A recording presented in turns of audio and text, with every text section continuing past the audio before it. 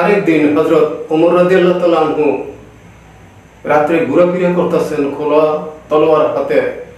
এক ঘরের পাশ দিয়ে উনি আসতেছেন, দেখ আওয়াজ শুনতে পেল ঘরের নিদে বাচ্চা ছেলেদের কান্না শোনা যায় এবং ওই মহিলাও আল্লাহর কাছে বলতেছে যে আল্লাহ, হযরত ওমরের রাজ্যের নিদে বাস করি, কিন্তু হযরত ওমর আমাকে খবর পাত্র নেয় না। আমরা যে এত কষ্ট করতেছি, আল্লাহ আমি বাল বাচ্চা নিয়ে এখন কি করি? ঘরে খাবার দাবার কিছু নেই, এই বাচ্চাদের আমি কি খাইতে দিব? হযরত ওমর ওই ঘরের পাশে দাঁড়ায় রয়েছে নতুন মহিলায় আল্লাহর কাছে অভিযোগ দিতেছে, আল্লাহ তুমি হযরত ওমরের বিচারটা করো, আল্লাহ তুমি হযরত ওমরের বিচার করো, ওমরের রাজ্যের মধ্যে আমরা কষ্ট করতেছি।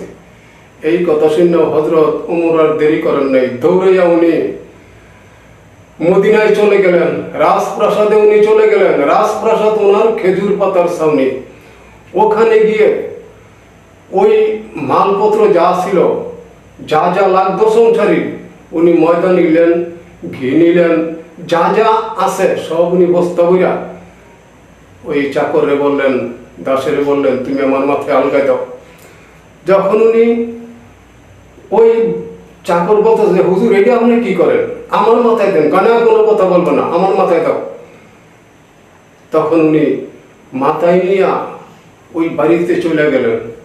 এই ময়দার বস্তা, তেল, ঘি যা যা লাগে নিয়ে বাড়িতে চলে গিয়া ওই মহিলার ঘরে গিয়া নামাইয়া উনি নিজে আটা বা ময়দা উনি নিজে গুল্লা উনি নিজে রুটি বানাইয়া নিজে চুলার মধ্যে আগুন ধরাইছে।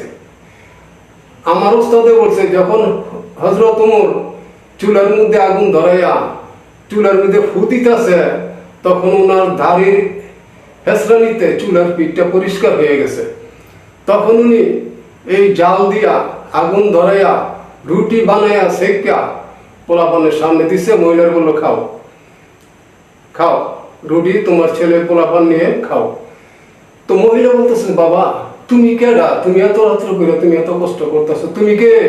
বলে মা তুমি আগে খাইয়ালো, পোলাপানের আগে খাও, তার মধ্যে বলবো না আমি কে। না বাবা তুমি কও তুমি কে? এত দেশপ্রেমিক মানুষ। মা গো তুমি আগে খাইয়ালো। তখন পোলাপান লইয়া বেডিয়া খাওয়া দাওয়া কইরা ওই বেডিয়া হযরত ওমরের পাও চাপাই ধরছে, বাবা তুমি কেডা? তোমার মতন মানুষের যদি আজকে এই রাজ্য চালাইতো তাইলে আমরা এত কষ্ট করি না। তখন হযরত ওমর বললেন, মা গো আমি হযরত ওমর যে কিছুক্ষণ আগে তুমি আল্লাহর কাছে অভিযোগ দিছিলা, আল্লাহ তুমি হযরত ওমরের বিচার করো। মা গো তুমি আবার আল্লাহর কাছে কইয়া তুমি তোমার এই বিচারটা আল্লাহর কাছ থেকে ফিরে আনো।